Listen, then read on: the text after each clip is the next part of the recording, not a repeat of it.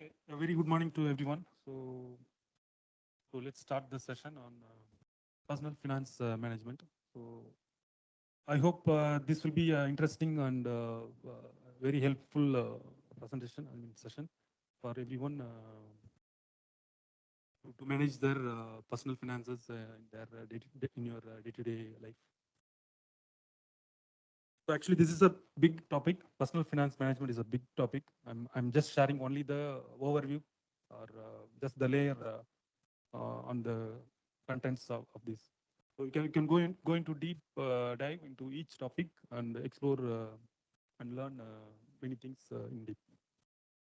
Okay, so after I started to learn and read about these personal finance, I wondered why nobody taught me these things when I was young. So I don't want the same feeling of I don't want the same feeling that my coworkers to feel the same. So I would like to share my learnings and what I've learned to everyone to which will be helpful for their financial management. Okay. So these are the contents we are going to see today. Can anyone in Teams confirm if am I audible? Yes, you are. Yes. Hello. Yes, you are audible. Okay. Thank you. Okay, so these are the contents. So first we will see what is personal finance and then the sub contents of it, the main contents, what I feel to share mainly with everybody. So go to next slide. Okay, so Warren Buffett. So many of the people would have known this person. So he's one of famous, best known investor in the world and also a businessman. So he has some quotes. Let's see what he says. Okay, so on earning, what he says, so never depend on single income. So make some investment to create your second income. This means that just don't just keep with your primary income, and also you make some investment to generate cash flow as a secondary income. Next, on spending, if you buy things that you don't need now, soon you will have to sell the things that you need. So if you buy many things which are unnecessary or you don't need really in your day-to-day life, soon you will have to sell those items which you really need them. And then on saving, don't save what is left after spending. Spend what is left after saving. So first, when you receive when you get your income first at the first place, you need to set aside some amount of some percentage of amount to for your saving, and then remaining amounts only you need to start spending. So by this way of discipline, you can achieve your future goals easily without any difficulties. Okay, and then on taking risk, never test the depth of the river with both the feet. So what he says, when you are going to take a risk, just measure and um, uh, test only for some portion of your how to say, according to your risk profile. So for example, one person may think that I don't want to invest my entire capital in one asset, and I don't want to lose if there is any I don't want to lose any whole amount if there is any loss. So you may try a new investment options for some percentage of amount to check if it's works for you or not, or if you are learning, if you're going to learn new things. Okay, this is something. Okay, and next slide. Okay, so what is personal finance? So personal finance is uh, managing the financials of your or own or individual or family to spend, budget, and save, invest. So all these things uh, over a time period, and taking into account various financial risk and future life events. So various financial risk means you may have certain expenses in future, or certain anything which can happen, like a mishappening, and also future life events. So for example, if you are planning for marriage, and if you are planning for your child's higher education, so for those and all, if you need to allocate the monetary resources accordingly. So this is called personal finance. And then, so with this chart, I mean, with this art, I mean, you can see what are all the subcontents of the personal finance management. So it contains your income, budget, how you spend, how you save, how you manage your debts, and protection, financial protection, and then investment, and finally tax planning. So this is just some of the main things what I learned to share with you. Apart from this, there are many other things which comes under personal finance management. Okay. So why it is important to know the personal finance management?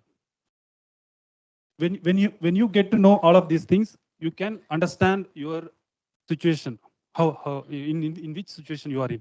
To understand that situation, you need to assess all these things and get to know related to these topics. And then disciplined money management. So disciplined money management means uh, controlling how you spend on things which you need or which you don't need, whatever, and then planning for the future life events. For example, if you want to buy a car, if you want to buy a home, or if you want to plan for your child's higher education, so similar things. And then protection during rainy days. So every day will not be a sunny day. So there will be some rainy day for sure.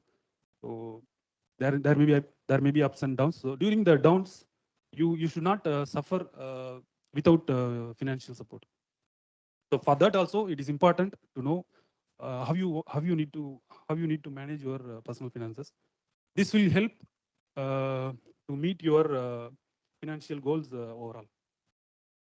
Okay, so this is the importance of this. And then, so when you have a good literacy, financial literacy about all the things, how the finance works, how you are involved in all the subcontents of what I've shown.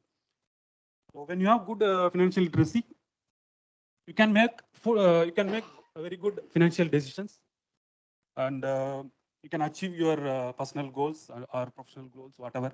You can grow in your personal life. Okay.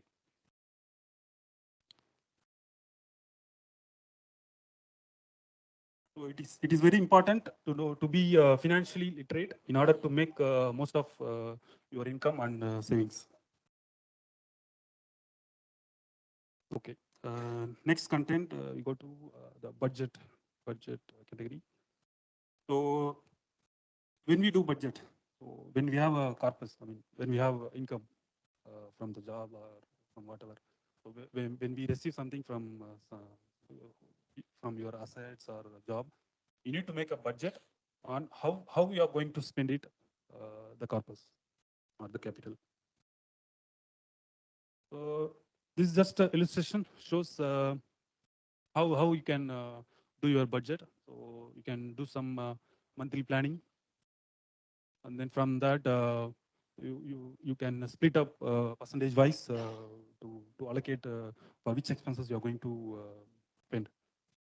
So here in this picture, you can see 50% for essential expenses, which are needs, and then 20% for financial properties, which are either it could be saving or the closing of your debt or investments. So all this comes under this 20%, and then 30% are flexible choices. Flexible choices. When you say flexible choices, so you may have to do shopping twice a month or once a month. So those and all flexible choices. These are all comes under wants. So instead of restricting yourself, everything only spending for essentials and remaining things putting on savings is not a good option. So you need to keep some percentage of amount for flexible options. Which are called as wants. So needs, wants, and then saving. Okay. So just some points. So this is the budget. Budgeting is one of the essential part of the personal finance. So with this, you can plan how you are going to spend your income. Just with this also, and you just lay out everything in front of you and see where exactly. I mean, where most of your income goes. You can track it, and you if you and also you can do some changes based on your priority or needs. So normally the basic thumb rule, the normal thumb rule, what needs to be followed is 50, 30, 20% method. So as we see in the graph. So this budgeting makes easier for you to organize your finances, and this creates opportunities to eliminate debt and build your wealth over time. Okay. So often when people are start budgeting, they are surprised to see some things. Surprised to see some things. Money is going to the things that are not really important to them. So it's very important to do the budgeting. So once you do the budgeting, you can make some changes and prioritize your needs. And then savings, savings, as you know, so everybody should save. Normally should be saving. And so your saving part, normally here I say 20%, but based on your needs and priorities, you can increase this percentage, or based on your income. If you earn more income, you can increase this savings percentage, and you can put this part into three parts. You can save for emergency, like emergency fund in terms of emergency, I mean unplanned expenses, and then for investment, and one more thing for debt.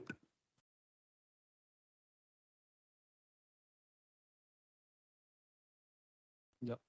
So savings makes you makes better financial stability. Um, it's a stepping stone towards a better financial future. So it acts like an umbrella. So when there's a rainy day, you it can act as a umbrella to protect your to protect you from financial traumas. Okay. Then okay. So next is debt and credit part. So debt, debt is a actually real one of a real burden when we have some debts, which sometimes for some people will cost your peace. I mean, when you have some debts, it will be headache for you. It will be always bringing in your mind to close off the debts, or I have to pay this EMI, I have to pay this loan, like that. So it's really a burden when you have some debt. Having debt is not a bad thing, but having a debt which you cannot afford to pay in a timely manner is really a, how to say, bad sign. So when from your savings, from your savings part, so when there's debt, first, before investment, before emergency funding, first pay off your debts, which which will be which will affect your peace of mind. So for example, and to close your debts, you may also do refinance. Refinance means to close one higher interest loan with another, taking another smaller interest loan, and you can pay off your debt. For example, we know, yeah, personal loan we take from banks, and there is also another option. You can pledge your gold to the bank and get some amount for gold loan. So comparing these two, when we consider a personal loan, it's the interest what you pay will be higher. But when you do take a gold loan, the percentage of interest what you pay will be very less. Just for example, I've just made a purchase of two-wheeler last year. So I was thinking to go for EMI option with the dealer itself. So when I checked and compared, buying with the full amount and going with the EMI, the cost was very in the major difference. They will add they will add the interest part. To us, they in their words they say just 9%, 10%, but actual effective interest rate would be around 20%. If you calculate, it will come around 20%. But in their words, they do some gimmicks and they will convince you that it's just for 9%, 10%. If you put this in many calculator available online, we can get to know the effective interest rate. It will be around 22. So in my case, when I thought of buying like this, I checked. I was shocked to see 20% interest I have to pay for 1 year. So I quickly tapped that idea, and then I went for gold loan. So for when I went for gold loan, it was just 7% interest, comparing to 22% for 1 year, 7% for 1 year. So I can save a lot of money on this. So I went with gold loan and bought the vehicle with full cost. Okay. So when you have debts, you may have to change your lifestyles. For example, eating out twice in a month, or going shopping. You may have to reduce limit your lifestyle in order to close your major part of your debt, which eats most of your income. So and then for credit part, as you know, when you say credit, it's our privilege to take credit from banks and other financial institutions, and also loans, credit cards and loans. So use wisely. If you use them, credit cards or loans, use them wisely. It will be beneficial for you. If you don't use them wisely, it will be a burden for you. And just do not just to take loans or credit just to buy luxurious things, but essentials. So just for essential, if you want to buy a home, it is essential. It is a must own. It is a basic thing that you need. You can take loan for housing loan.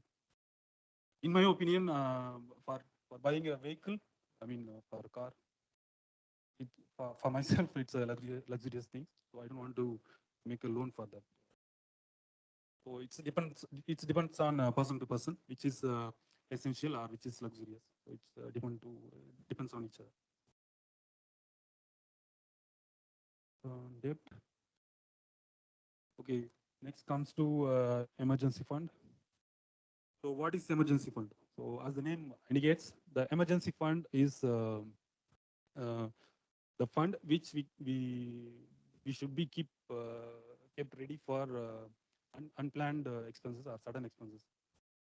You may have your vehicle breakdown suddenly, or you may have some hospital expenses, medical expenses, or at worst case, you may have a job loss. So we can't predict future. So in order to protect you from those incidents, and not to make your investments or other savings a dent on your investment or other savings, so you need to keep a separate emergency fund.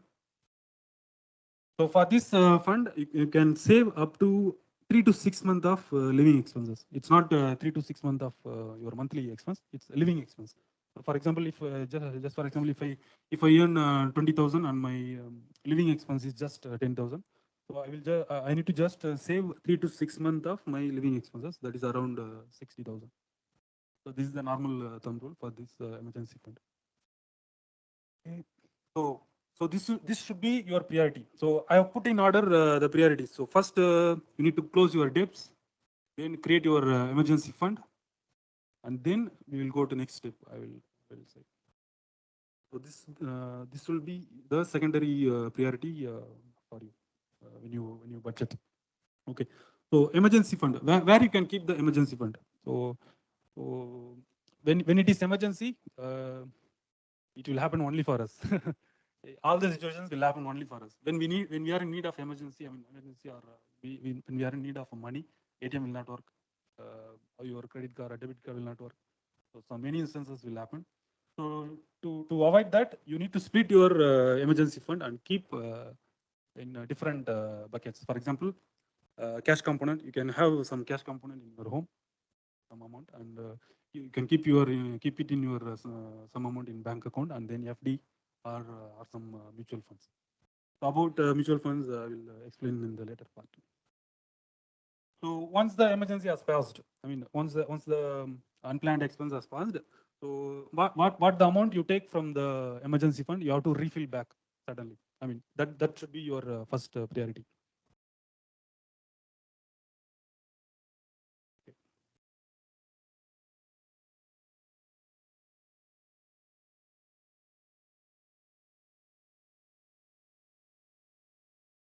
Next is medical and health insurance. This comes under financial protection.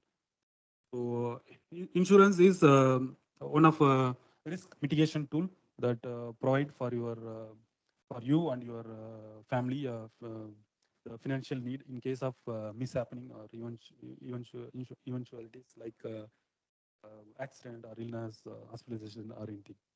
So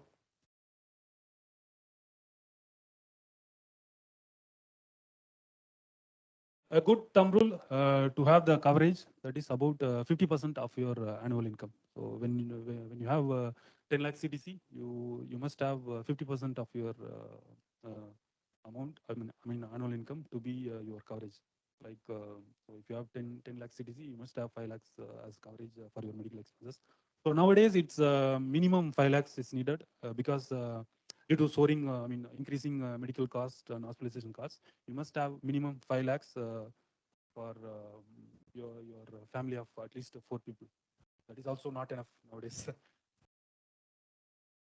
Okay, so it is always recommended to buy personal health insurance apart from the employer group insurance. So I hope everybody knows that we have employer medical insurance, and um, if any of us, any of the person is connected, newly, you can also add your parents.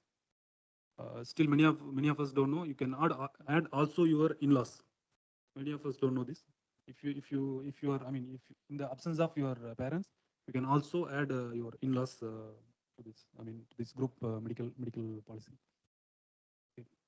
And so when buying personal health insurance, so you buy when you are healthy, when you are fit, not when you are in need. For example, not when you have some need to get hospitalized. Don't buy at that time. So when you are healthy, buy that time. So if you do this one, if you buy when you are healthy, the premiums will be lower. The amount what you pay to the insurance company will be lower. And so along with the health insurance policies, the insurance companies may propose you to add some rider or add-ons to have additional benefits. So please check if they are really necessary. If it's really necessary, you can take it. If not, you can avoid them, which is waste of money sometimes. So if you don't want to pay for insurance, or if you don't believe in insurance, so if you think the hospital will always do a bill of whatever they want, if you don't believe in that, you may build your health corpus separately. So you may save apart some amount separately. Okay. So next is life insurance or term insurance. So term insurance is similar to uh, similar to life insurance, but you can choose until which age you need the insurance. In case of life insurance, the insurance company will say that you will be covered until the age of 100 years. Who are going to live for 100 years nowadays? So with that, for life insurance, with that 100 years age coverage, you will have more premium, higher premium, and also the coverage amount will be very very less. In case of term insurance is until which you can choose until which age you want to get protected. So normally we should take term insurance when we are when we have financial dependence. If only we are the breadwinner, the only sole earner of the family. So at that time you need to take your term insurance. And also if you have enough assets, for example, if you have multiple assets or more network or properties which can generate more cash flow, which can give you some income for your financial dependence, you don't need to take this term insurance. So this is only for those who don't have wealthy background or only the single earner of the family. Okay. So how many of us know that there is a group term insurance in our office? Anybody know? In Teams, you may raise your hand. Anybody know? We have group term insurance provided by our employer. The coverage is the coverage will be I think it's 15 lakh or 2 times the CTC, whichever is higher. Either 15 lakh or 2 times the CTC, whichever is higher. So many of us don't know this point. I hope this will be helpful. You may check the policy available in the IQMS or DMS portal.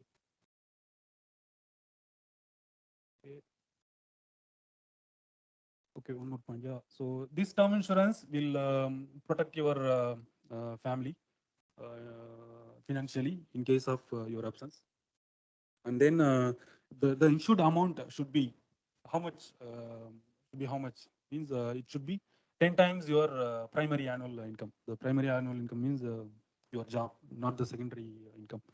And also you can calculate your family needs if you have some unplanned expenses or life events upcoming.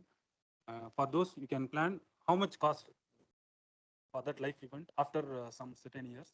So you can calculate that amount, add up, sum up all those corpus, and you will get some amount. So for that amount, you can take your term insurance. If you check, if you Google it, you can get some calculators to predict that, to calculate that amount. Okay, similar to health insurance. So you have to buy when you are healthy, not when you are in need. So when you are healthy, similarly, the premiums what you have to pay to the insurance company will be very lower. And when you have some disease or something or smoking habit, something like that, the premiums will be higher. And also, when you buy as soon as possible, I mean, when you are in young, if you buy term insurance, you can buy for very lower prices. If you are aged, if you cross 32, I mean 30, 40, something like that, the premiums will be very much higher. So for 30-year age old, a good fit person may get the term insurance around 1,500 per month. But in case of 40 years, 45 years per person apply for a term insurance, he would get the insurance for 20 to 25,000 per month. So this will be the major difference. So you have to buy term insurance when you are young and when you are healthy. And similarly, avoid unnecessary add-ons. So comparing to health insurance, in term insurance, there are a lot of add-ons, riders available. So many of them will look beautiful, but the real benefit would not be effective. So some of them are return of premium, pay for 10 years, and you will be covered for until 60 years. Those things are just gimmicks to get your money yearly. So insurance company wants to get your money yearly, and they will invest their that money for their income. So this is one of this is how some of the life insurance companies also work. So they quote you from higher premium and give you coverage, lower coverage, saying that you will get your premium this much extra, like that. But the actual rate of return is very less. So for that part, I have another recommendation. So do not mix investment and insurance. So insurance is for your protection purpose. Investment is for your known goals to achieve that goals for that purpose. So do not mix them, insurance and investment. So some of the life insurance are sold to me, sold to many of us. Many of us would have bought life insurance. So some those scheme and all, they are not effective. They just how to say, they just get your money yearly and they earn very much. Comparing to life insurance, term insurance is the best one. So for term insurance, when you take term insurance, you can pay less premium, and you can put that remaining amount in your in any of market linked share market or mutual fund better large cap mutual fund, which will give you better returns. Yeah. So by doing this, even 1% in your portfolio means the collection of your investment account. So where and all you are investing, the collection and overview of your account is called portfolio. So just 1% in your portfolio can make a huge difference. So that's what I'm trying to say. So instead of taking life insurance or market linked insurance, please take term insurance, which is very better and you have more coverage. Okay. And you can I have a link here which says how life insurance companies exploit it. I mean so why time is money and how the company exploit it. You can read this, go through this. This will be interesting one. Okay. So just to say the return from the to be frankly in LIC life insurance, what they assure you to give back lump sum amount after certain years is just really is just mere 6% of return. So 6% is not even almost close to the inflation. So for inflation, I will come back in the later part. So it's just touching the inflation. So your money does not grow at all. When they present their plan, you may see that, oh, okay, I'm getting this lump sum. Okay, it's a good plan. So let's invest. But if you calculate it in the Excel sheet, the returns are very, very less. But at the same time, if you put in the same some part of amount to term insurance, and for term insurance, the money will not come back. And remaining amount, you can put it in the mutual fund. You can get minimum returns of 10 to 12%. I mean, equity mutual funds or FD as per your wish.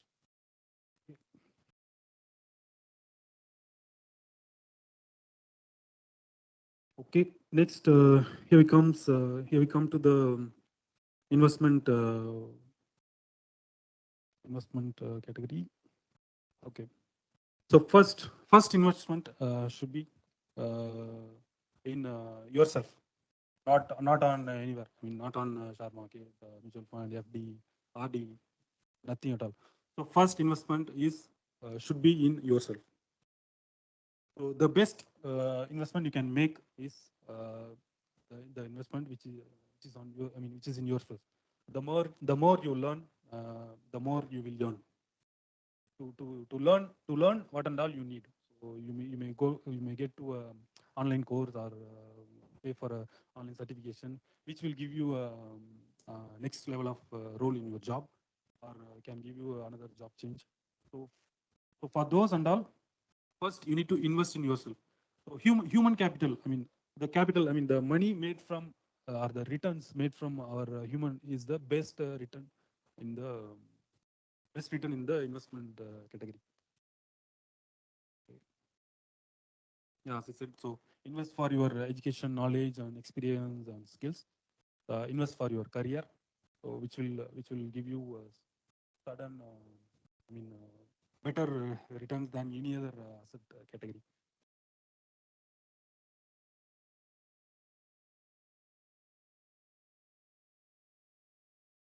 Next. So next, go to the second subtopic. This is also subtopic, not the investment. So before starting investments, you need to know what is inflation. So how many of us know what is inflation? So inflation is over a period of time. 1 minute. Yeah. So the rate increase in the goods or services that we get during over a period of time is called inflation. So the value of 100 rupees 10 years ago is not the same today. So based on the statistics, I just show this graph for representation. Average inflation rate during the last decade, I mean the last 10 years, is around 75 to 80%. That means 100 rupees 10 years ago is now 170, I mean 175 or 180 rupees. So the goods, I mean, the things you bought in 10 years ago for 100 rupees, you need 175 to 180 rupees to buy it today. So this is what inflation. So you can also see how the different asset classes uh, beats the inflation. When you have just as cash, it is just cash. It is just 100 rupees. But when you have in other asset classes, it may give inflation beating returns. So for each asset class, I will explain in later part. So this is just to explain you how the inflation and what is the important of investing. So if you keep your money idle, idle means just in bank savings account, you will not beat the investment. So after covering all the points that I said above, the debt part, debt clear off your debt, creating an emergency fund, making health and term insurance. So after completing all this, then you should come to this investment. So so after completing all this, you don't need to keep your money idle because your all the things are secured. I mean, insurance part secured, unplanned expenses secured, emergency fund is secured. Everything is in place. Then you can come to investment part. So as I said before, so similarly, one person can make huge difference. So if you see,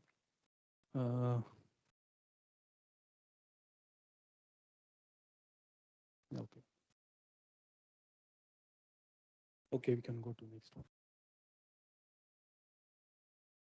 So considering inflation, you need to start your investment journey as soon as possible after setting all the things that we saw previously. Okay, and then next is risk profile and asset allocation. So risk profile means you need to assess what is your risk profile, how much risk you can take. So each individuals have different mindset or feeling uh, feeling of the risk level. So for example, one person may want to take a higher risk, some higher risk, and can leave it for long term, so it can give higher returns. And another person may want to not to take higher risk and want to be in safe area. So person to person, the risk profile will change. So according to your risk profile, first you need to assess what in which risk profile you are in. So these are the risk profiles, starting from low to high.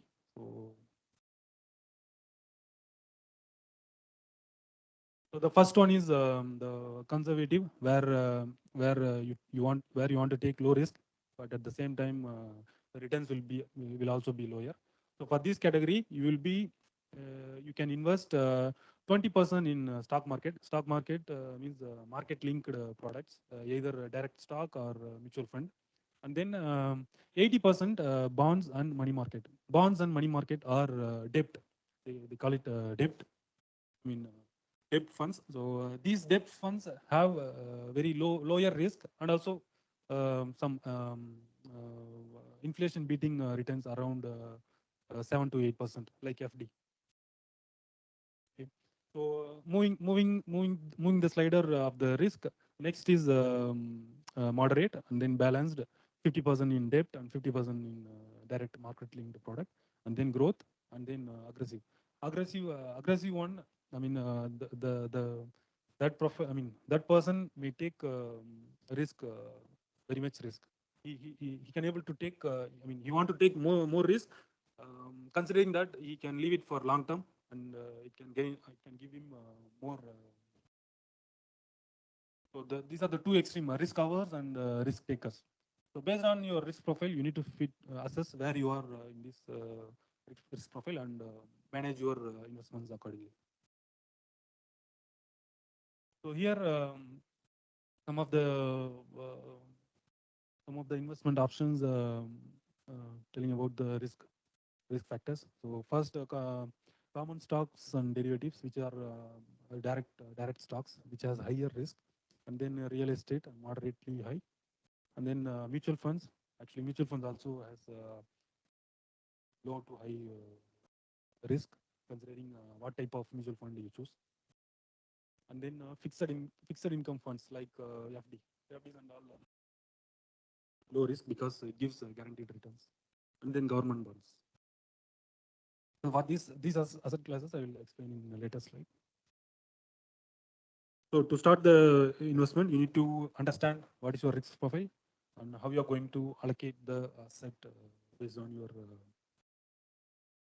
based on your based on your risk profile. And then good equity versus debt allocation will be usually 100 minus your age. So 100 minus your age means when you are in 20s, you can take the risk taker profile, which you can invest 80% in direct market linked product and 20% in debt portion. And when you are in 30, 35, you can take a balanced position. And when you are aging more, I mean, more than 45 or 50, you can go, you will be in risk averse profile.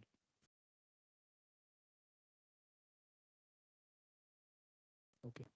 So finally, here comes the investment part, and it is also you need to do the investment based on your goals, based on your future goals. So what to do for to set your financial goals and goal-based investment. So everyone must follow the goal-based investment, which is the good thing. And without goals, there is a risk of not utilizing the benefits. I mean, the returns getting what you get from the invested amount, you will not use it. If you don't have goal, you will not use it, which is which obviously you are not using it. So when you set goals, when you know where you are going, then you can drive. Without knowing the destination, where you will go. So similarly, you need to first set your goals uh, and see how. So we need to follow these steps. Decide the purpose. I mean, list down the goals what you have. So it can be creating a wealth or retirement planning, marriage planning, buy a home or for vacation or for higher studies. It can be anything. One of the major one. I mean, the first goal should be your retirement planning and calculate the corpus needed to achieve that financial goal. So there are a lot of online calculators available. If you just Google it, you'll get some calculators. You can calculate your how much amount needed. So based on your expenses today, you need to estimate how much amount needed after 5 years or 10 years, considering inflation. So that we saw in the previous slide. So average inflation rate in India is around 5 to 6%. So considering that inflation rate, you need to calculate your corpus needed to achieve the financial goal. So after finalizing the amount, decide on how much risk you can take. Either you can be in a risk taker or risk averse profile. So you need to identify that. And based on the risk allocation, I mean, based on the risk profile, you need to allocate the enough funds to each category, debt or mutual fund or real estate, whatever. Okay. So reduce your equity exposure as you near your goal. So equity exposure is equity means the direct, share market. Share market exposure, I mean market linked exposure you need to reduce when you are nearing your financial goal. Because so when there is a fall in the market, when there is a recession, your investment amount can go down. If it goes down, to recover, it must need at least 10 years. This is the normal rule. So when you are nearing your financial goal, just 5 years before, you need to fully exit from equity related, market related, and move all your investment to debt part, like FD or debt mutual funds, like that. Okay.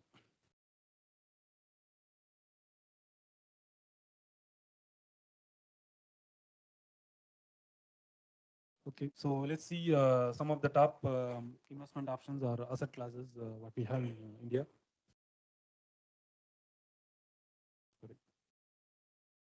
So the first one is direct equity, which is share market.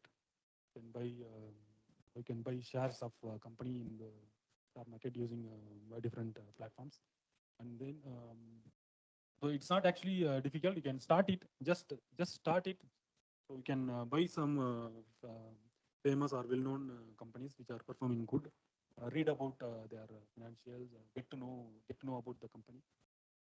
Um, so, so just try it, and you can learn it by yourself during the period. But to be in direct equity or investment, you need to read a lot about companies or market movement, or how the industry is growing, how the particular sector is growing. You need to have those informations up to date. Then only you uh, can be in share market investment. Mostly share market investment is for long term. Normally we need to keep it for long term, not for short term. If you are planning for short term, you'll have a lot of risk losing your capital in the principal amount. And then if you don't want to do these study or get to know each company, get to know the companies, you can give it to an expert who can do the job for you. He can the it's called a mutual funds. So you can invest in your mutual funds. The fund manager for each mutual fund there will be a fund manager who will do the job for you. So he will invest for you on behalf of you when you give your money. So there are a lot of mutual fund companies you can explore this. And as a start, you can start with some of index fund. Index fund means following some market index. Your investment also will grow same as the index. So we have two main index in India, which is Nifty 50 and then Sensex S&P 30. So you can start with the index fund, and slowly you can learn about all categories of mutual fund, and you can explore different types, and you can start investing based on your risk profile. And then national pension scheme, you can invest until 60 years. Only you can withdraw only after 60 years. So mostly this is for who are looking for to have a retirement planning. And this is also market linked instrument. And then public provident fund. This is also for long term investment goal. So like that, different categories of assets which are here. You can go through this.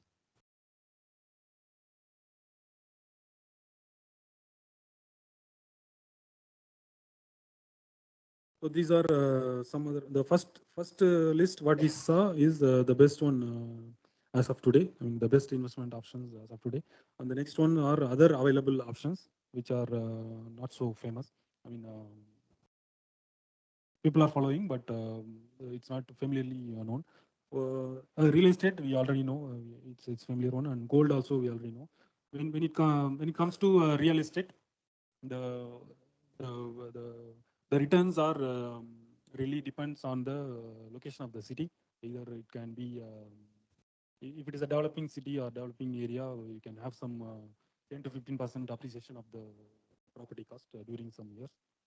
If it is a normal city, you may have no appreciation of the land. So it depends on the location. And then gold ETF. Many of us buy gold for investment.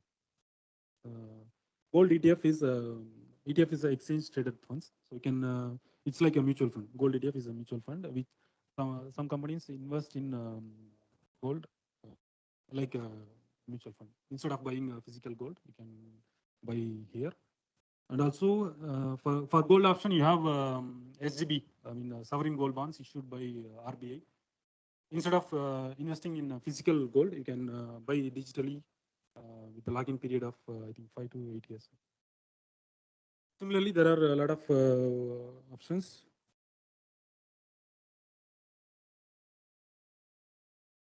Okay, unit linked insurance plan. That's what I explained sometime before, which is not recommended to buy.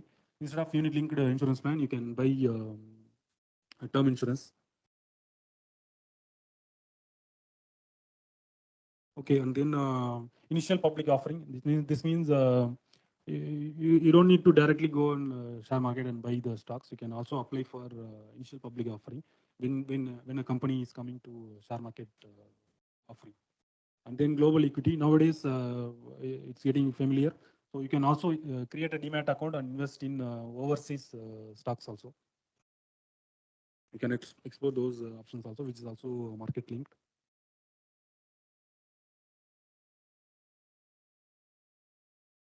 Okay.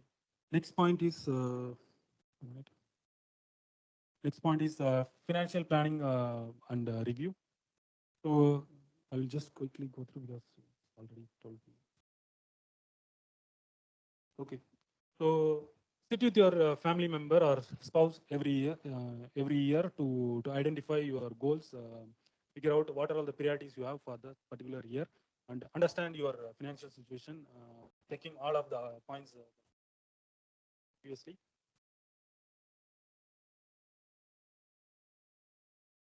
So, so after checking, gather the details and make some changes wherever needed. Like rebalance your portfolio. For example, if you are in a risk averse portfolio, you need to move some equity funds to debt funds, so like that, and then increase your savings for any of the new goal you have. Then review the progress, how your asset allocation is performing.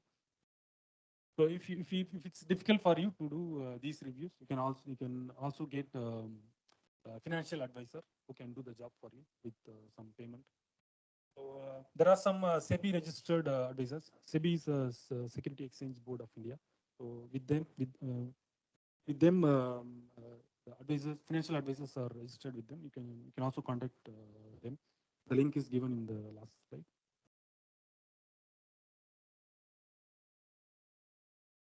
And then continuity plan. Continuity plan. Yeah. So actually, we need to set up a guide or information somewhere to share to your family member or spouse to help them manage your finances during your absence, and educate your family member or spouse about your financials, like investments, insurances. Sit with them, explain them each of the point to your family member, because when they don't know anything, in case of in your absence, they should not struggle to get all your investments or other financial details. So keep record of all the important account details or password or anything in a protected file, or you can also share in Google Sheets, Google Drive. Yeah. And then to go one step further, you can also write a will with a lawyer to distribute and share your properties or assets to your legal heirs. So I have also a link here how to help our partner manage money in our options. You can go through this where you have a step-by-step guideline what to do. So some of the key points and tips I will just quickly go through. So just follow goal-based asset allocation as we saw earlier with risk management every year. So for mutual fund, start your investments with index mutual funds, and slowly start learning all other categories, and invest directly on the mutual fund company website, so that you will not have any commission in case of other brokers. And then track your portfolio in any of the applications already available, like Grow, Zero, or MF Central, like that. And in case of mutual funds, increase your investments, monthly investments, at least every year by 5%. Then only you can able to generate good corpus to meet your financial goals. So keep up to date your nominees in all financial related products, like bank account, mutual funds, social security accounts, which is PF. So these accounts just register, keep up to date your nominee details, so that the concerned financials will reach the concerned person without any issues. Okay, so this is the next point is about tax harvesting in equity mutual funds. So in equity mutual funds, when you invest in equity mutual funds, the returns are taxed. Um, yeah, above 1 lakh is taxed at 10.4% after 1 year.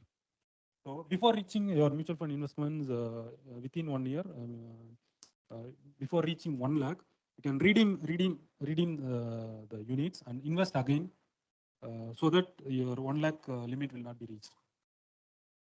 So until 1 lakh, it's tax free. You can have it for tax free. This is for equity mutual funds. So and then just debt mutual funds are better than FD in terms of taxability for 3+ year investment if you are in 30+ bracket, 30+ tax slab. Okay. And then on the right side, so personal finance is personal. So means it's personal. So you should not do what others are doing. It should be your own way of working and finding and investing in your appropriate asset class based on your risk profile, and practice financial discipline. So as we explained earlier, so identify your goals, calculate how much money you need, invest regularly. Do not stop investing in between until you reach your goal. And you cannot time the market. So you cannot time, you cannot predict when the market can go down or go up. You cannot time it. So just stay invested for your goals accordingly. And then focus on investment saving amount, not on the returns. So just focus on your investment, which will keep you going, keep you go to achieve your financial goals. And money is not actually a goal; it is just a tool to achieve our financial freedom. So when I say financial freedom is when you have some when you have some need. I mean, when you have some financial needs, so you should not be stuck with any of the options. You should be able to freely move, what to say, freely take decisions what to do, of stucking somewhere. Okay, and finally, do not forget to live your present. Just don't don't just chase returns. Just live for your present also.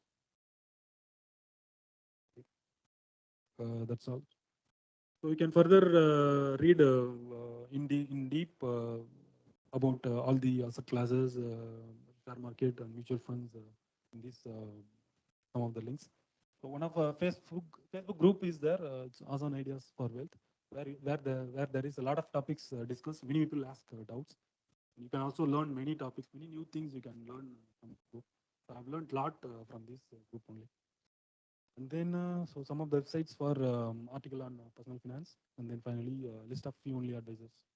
So there are some financial advisor who take commission from you instead of fee.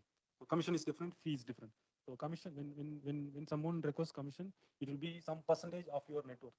So you should not go for commission based advisor, but you can go with fee only advisor. So fee only advisor can charge you around 5,000 to. Okay, that's it. I think we came to the end of the session. Later.